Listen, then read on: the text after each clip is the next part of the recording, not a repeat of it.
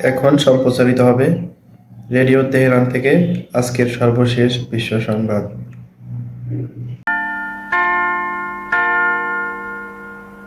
Radio Tehran থেকে শুরু হচ্ছে বিশ্ব সংবাদ।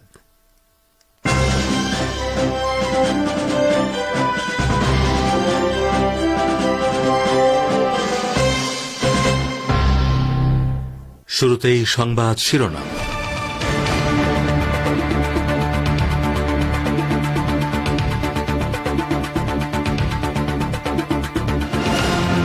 আরেকবার ভুল করলে ইসরায়েলের কিছুই অবশিষ্ট থাকবে না, ইরানের প্রেসিডেন্ট ইব্রাহিম রাইসির প্রকাশ্য হুঁশিয়ারি। হামাস নেতারা কাতারে অবস্থান করছেন, দোহা ত্যাগের পরিকল্পনা নেই, গণমাধ্যমের খবর নাকচ করে সংগঠনটির বিবৃতি।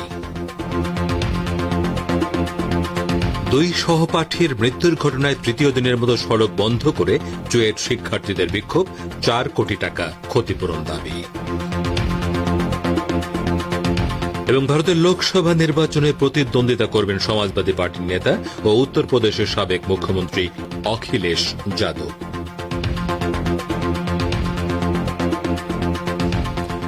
আসসালামু আলাইকুম।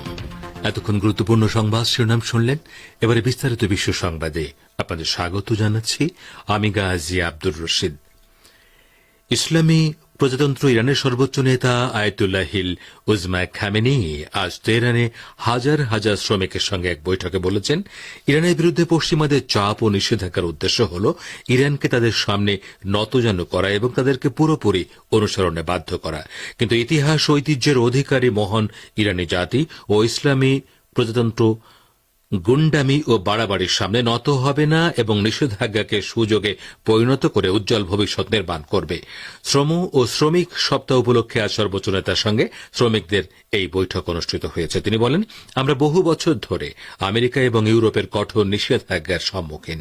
তাদের নিষেধাজ্ঞার উদ্দেশ্য কি? তারা পারমাণবিক অস্ত্র এবং মানবাধিকারের কথা বলছে। এটা মিথ্যাচার, এগুলো কিছু নয়। সন্ত্রাসবাদকে সমর্থন করা হচ্ছে, এই কথা বলে ইরানের বিরুদ্ধে নিষেধাজ্ঞা আরোপ করা হচ্ছে। তাদের দৃষ্টিতে সন্ত্রাসবাদী কারা? গাজাবাসীরা সন্ত্রাসী? সর্বোচ্চ নেতা আরও বলেন, বস্তুবাদী বিশ্বে শ্রমিককে নাট বল্টু বা যন্ত্র হিসেবে দেখা হয়, কিন্তু ইসলাম ধর্মে এমনটি নয়। ইসলাম ধর্ম একজন শ্রমিককে যেভাবে দেখে এবং একজন শ্রমিককে যেভাবে মূল্যায়ন করে, তার মূলে রয়েছে কাজকে গুরুত্বপূর্ণ বলে মনে করা। তিনি আরও বলেন, আমেরিকা ও ইউরোপের মতে গাজার জনগণ সন্ত্রাসী, একটি বদমাইশ, দখলদার ও অবৈধ সরকার মাত্র 6 মাসে প্রায় 40,000 মানুষকে হত্যা করেছে। এর মধ্যে শিশু রয়েছে কয়েক হাজার। এরপরও তারা সন্ত্রাসী নয়, কিন্তু যারা প্রতিনিয়ত বোমা হামলার মধ্যে রয়েছে তারা সন্ত্রাসী। ইহুদিবাদী ইসরায়েল ক্ষেত, খামার ও ঘর বাড়ি বুলডোজার দিয়ে মাটির সঙ্গে মিশিয়ে দিচ্ছে যাতে উপশহর নির্মাণ করতে পারে। ফিলিস্তিনিরা তাদের কাছ থেকে জোর করে কেড়ে নেওয়া বাড়িটি রক্ষার চেষ্টা করছে। সে কিভাবে সন্ত্রাসী হতে পারে? তারাই সন্ত্রাসী যারা তাদের উপর বোমা বর্ষণ করছে। ইরানের প্রেসিডেন্ট সৈয়দ ইব্রাহিম রাইসি তার দেশের বিরুদ্ধে যে কোনো আগ্রাসনের ব্যাপারে তেল আবিবকে হুঁশিয়ার করে দিয়ে বলেছেন, ইহুদিবাদী ইসরায়েল যদি আরেকটি ভুল করে তাহলে তাকে বিধ্বংসী জবাব দেয়া হবে। পাকিস্তান সফররত প্রেসিডেন্ট রাইসি মঙ্গলবার লাহোরের গভর্নমেন্ট কলেজ ইউনিভার্সিটি বা জিসিইউতে শিক্ষাবিদ ও সাংস্কৃতিক কর্মীদের এক সমাবেশে বক্তব্য দিতে গিয়ে এই হুঁশিয়ারি উচ্চারণ করেন।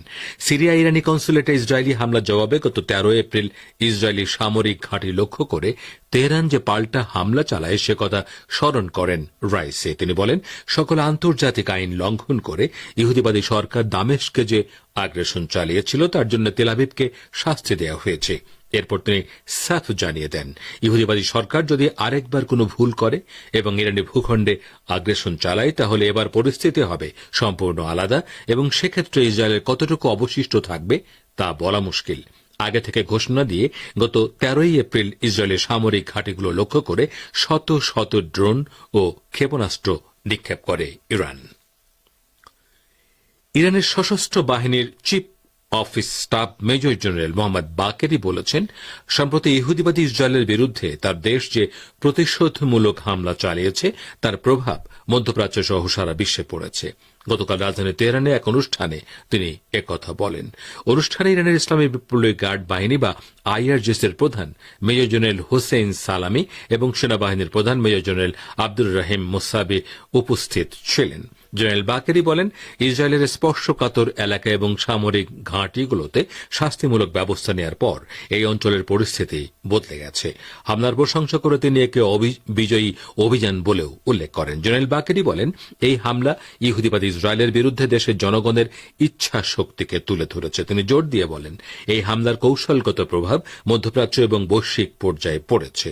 এর আগে ২১ এপ্রিল ইরানের সর্বোচ্চ নেতা আয়াতুল্লাহিল উজমা খামেনেই রাজধানী ইরানের শীর্ষ পর্যায়ের সামরিক কমান্ডারদের এক সমাবেশে বলেছেন, দেশের সামরিক বাহিনী এই হামলার মধ্য দিয়ে সামরিক শক্তির একটি প্রশংসনীয় চিত্র দেখিয়েছে। নিরাপত্তা বিষয়ক দুটি সম্মেলনে যোগ দিতে রাশিয়া সফরে গেছেন ইরানের সর্বোচ্চ জাতীয় নিরাপত্তা পরিষদের সচিব আলী আকবর আহমাদিয়ান। তিনি গতকাল সেন্ট পিটার্সবার্গের পুলকোভো বিমানবন্দরে পৌঁছালে রাশিয়া নিযুক্ত ইরানি রাষ্ট্রদূত কাজেম জালালি তাকে স্বাগত জানান।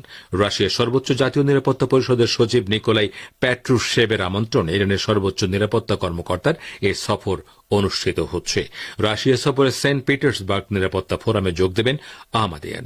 ওই ফোরামে বিশ্বের ১০০টিরও বেশি দেশের প্রতিনিধিরা আঞ্চলিক ও আন্তর্জাতিক নিরাপত্তা ইস্যুগুলো নিয়ে আলোচনা করবেন। এছাড়া তিনি ব্রিক্স জোটের নিরাপত্তা প্রধানদের এক সম্মেলনে যোগ দেওয়ার পাশাপাশি এসব কর্মকর্তার সঙ্গে আলাদা আলাদা বৈঠকে মিলিত হবেন।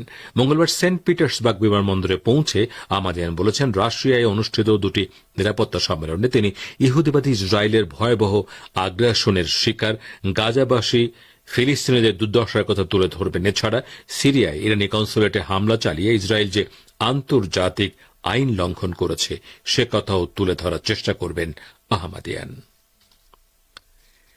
ফিলিস্তিনের ইসলামী প্রতিরোধ আন্দোলন হামাসের রাজনৈতিক দপ্তর কাতার থেকে অন্য কোন দেশে সরিয়ে নেওয়া হচ্ছে বলে পশ্চিমা গণমাধ্যম যে গুজব ছড়িয়েছে তা প্রত্যাখ্যান করেছে হামাস।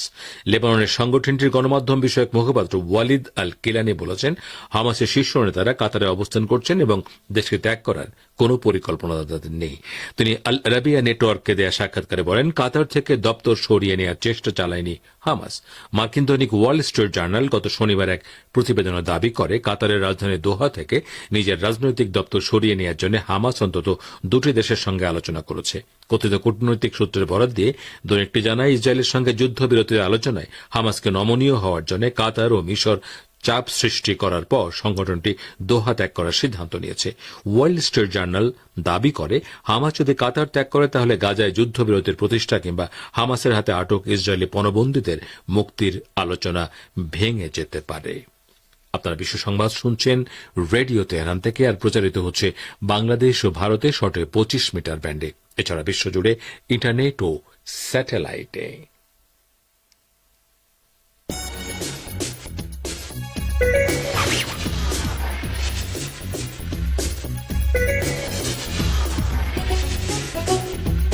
রেডিও তেহরান, খবরের সঙ্গে 24 ঘন্টা। ভিজিট করুন আমাদের ওয়েবসাইট parstoday.ir/dn।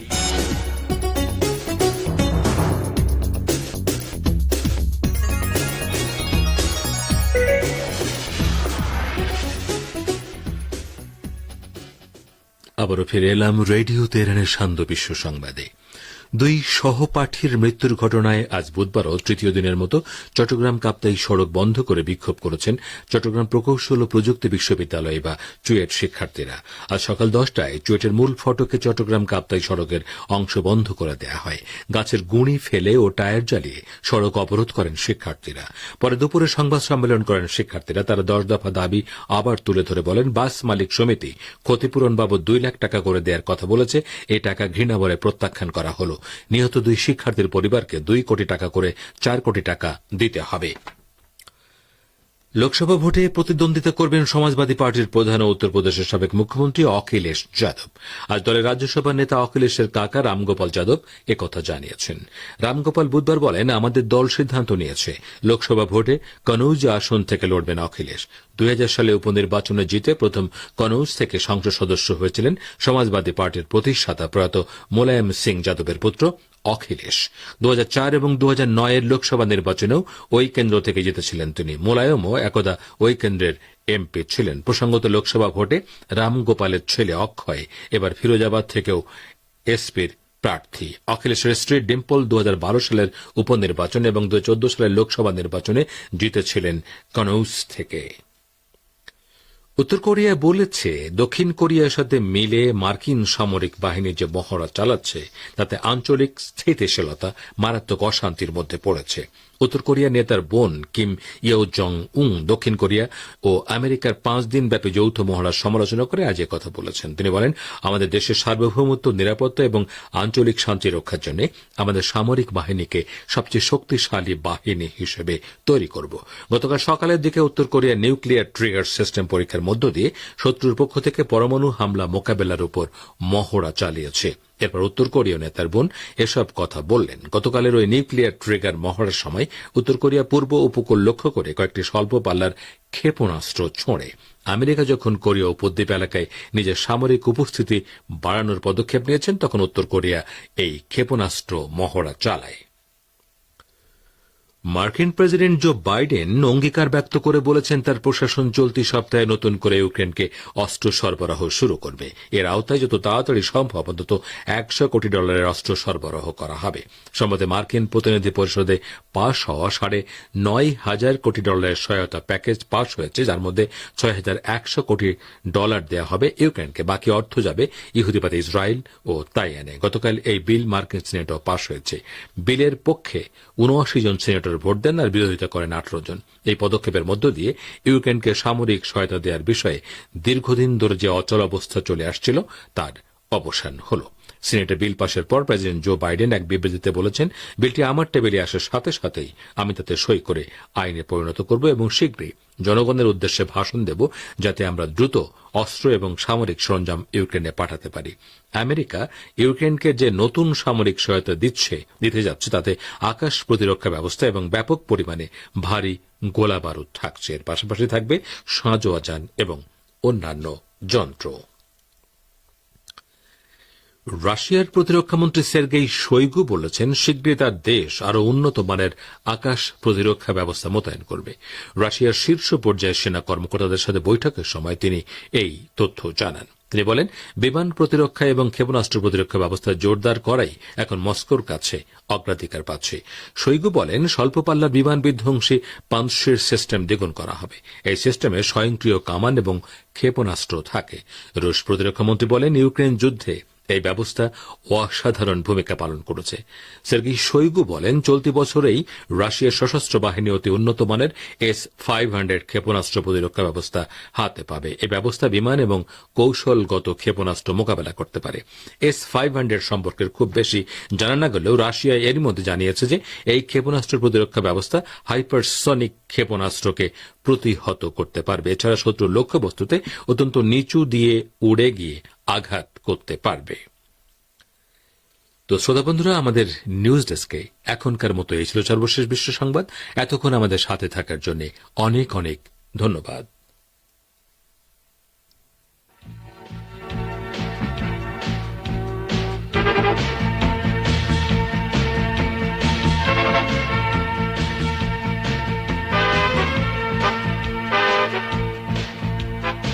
বিশ্ব সংবাদ শুনলেন রেডিও তেহরান থেকে।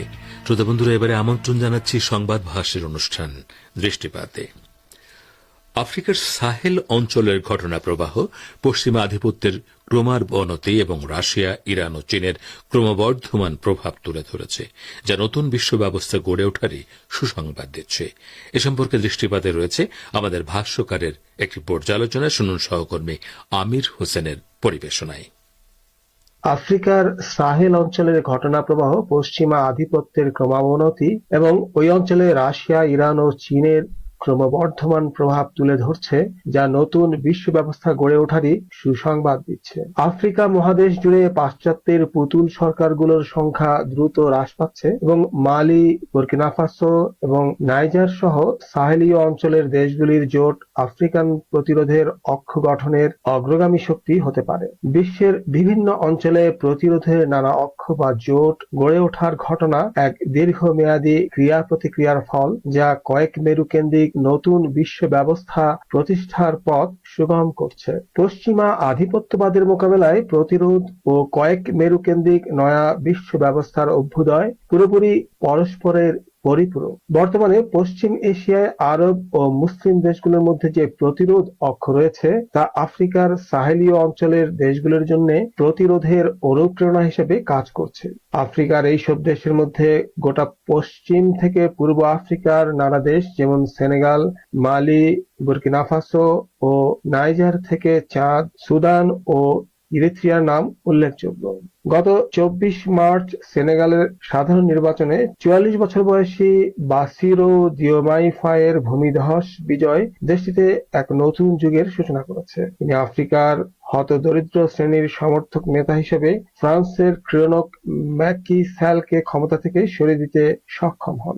দৃশ্যত এই পরিবর্তন ভূ-অর্থনৈতিক। সেনেগাল তেল ও গ্যাস উৎপাদক গুরুত্বপূর্ণ দেশ। ফায়ে এখন খনিজ ও জ্বালানি বিষয়ক চুক্তিগুলোর বিষয়ে নতুন করে আলোচনা করতে চান ব্রিটিশ পেট্রোলিয়াম ও অ্যাভেন্ডার মাইনিং কোম্পানি সহ বিদেশি কোম্পানিগুলোর সঙ্গে। এছাড়াও তিনি ফ্রান্সের নিয়ন্ত্রণাধীন ফরাসি মুদ্রা ফ্রাঙ্ক ও ফ্রান্সের ঔপনিবেশিক সিএফএ নামক মুদ্রা সিস্টেম থেকে বেরিয়ে যেতে চাচ্ছেন, যা 14টি আফ্রিকান দেশে প্রচলিত।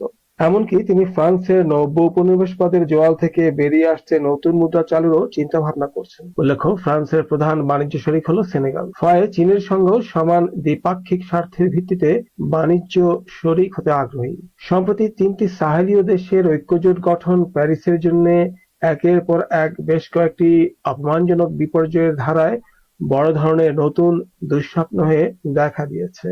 এই জোট মার্কিন যুক্তরাষ্ট্রের জন্যও মাথা ব্যথার কারণ। অর্থাৎ স্পষ্ট হয়েছে, নাইজারের সঙ্গে মার্কিন সামরিক সহযোগিতার লক্ষণীয় ব্যর্থতার ঘটনায় স্বাভাবিকভাবেই মার্কিন যুক্তরাষ্ট্রের আশপাশের দেশগুলি রাশিয়া এবং আফ্রিকার মধ্যে ক্রমবর্ধমান কূটনৈতিক প্রক্রিয়ার প্রতি যথাযথ মনোযোগ দেয়নি, যার মধ্যে সাহেল থেকে শুরু করে নতুন জোট ব্রিক্সের আফ্রিকান সদস্য মিশর ও ইথিওপিয়া পর্যন্ত সমস্ত মূল খেলোয়াড়ই রয়েছে। দৃষ্টান্ত হিসেবে বলা যায়, মার্কিন সরকার এখন নাইজার থেকে তার সেনা সরিয়ে নেয়ার সময়সীমা ঘোষণা করতে বাধ্য, এই দেশটির সঙ্গে তার সামরিক সহযোগিতার চুক্তি বাতিল হয়ে যাওয়ায়। পেন্টাগন সামরিক প্রশিক্ষণের অজুহাত দেখিয়ে এই অঞ্চলে আর সেনা উপস্থিতি বজায় রাখতে পারবে না। এই অঞ্চলে দুটি গুরুত্বপূর্ণ কৌশলগত সামরিক ঘাঁটি নির্মাণে মার্কিন সরকার ব্যয় করেছিল 15 কোটি ডলার। নাইজার থেকে খুব শিগগিরই 1000 মার্কিন সেনা সরিয়ে নিতে চাপের মুখে রয়েছে ওয়াশিংটন। এই দুটি ঘাঁটি হাতছাড়া করার অর্থ হলো ইরান ও রাশিয়ার সঙ্গে নাইজারের ঘনিষ্ঠতা এবং বাবুল মান্দাব প্রণালীর উপর নজরদারির জন্যও যা ছিল বেশ জরুরি। গত জানুয়ারি মাসে নাইজারের এক বিশাল প্রতিনিধি দল মস্কো সফর করেছে। আফ্রিকা মহাদেশে পাশ্চাত্যের পুতুল সরকারগুলো ক্ষমতা হারাতে থাকায় এবং কয়েকটি নতুন দেশে নতুন সরকারের নেতৃত্বে প্রতিরোধ অক্ষ ও সাহেল জোট। যারা যারা আমাদের সাথে সংযুক্ত ছিলেন সবাইকে ধন্যবাদ। দয়া করে চ্যানেলটি সাবস্ক্রাইব করুন এবং কমেন্ট করে জানান আপনি কোথা থেকে আমাদের সংবাদটি শুনলেন, এবং আপনার বন্ধু বান্ধবদের সাথে শেয়ার করে দিন যাতে তারাও রেগুলার সংবাদ শুনতে পারে। ধন্যবাদ আমাদের সাথে থাকার জন্য।